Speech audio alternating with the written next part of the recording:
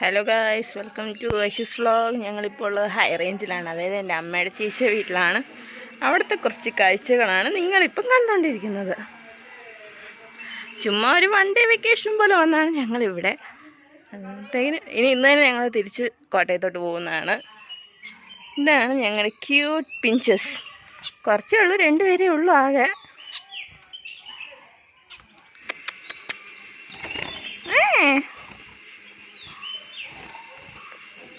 ഞങ്ങളെ കണ്ടിട്ട് പറന്ന് നടക്കുന്ന കണ്ടു ഗായ്സ്.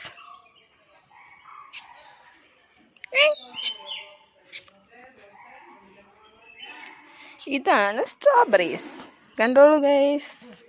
ഇവിടെയൊക്കെ സ്ട്രോബെറീസ് നന്നായിട്ട് കായ്ച്ചു നിൽപ്പുണ്ട്.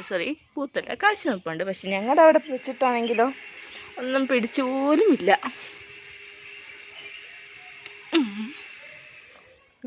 ചുമന്ന സ്ട്രോബെറീസ്, കണ്ടോളൂ ഗൈസ്. അടുത്തതാണ് നിങ്ങൾ കാണാൻ പോകുന്നത് താമര. കണ്ടോളൂ ഗൈസ്, താമര. ഇതിൻ്റെ അകത്ത് കുറേ ഗപ്പിക്കുഞ്ഞുങ്ങളും ഉണ്ട്, ഗപ്പീസ്. കണ്ടോളൂ. ഇതിൻ്റെ അകത്തും ഉണ്ടെന്നാണ് തോന്നുന്നത്. ഉണ്ട്, ഇതുണ്ട്.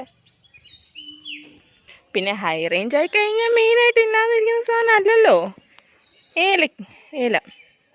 ഇതാണ് ഇവിടുത്തെ ഏലത്തോട്ടം.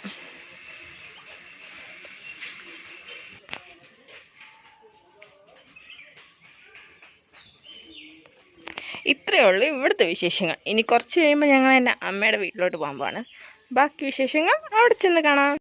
ഗൈസ്, അങ്ങനെ ഞാൻ പറിച്ചു സ്ട്രോബെറി എന്ന് പറഞ്ഞാൽ കടിച്ചു നോക്കുകയാണ്.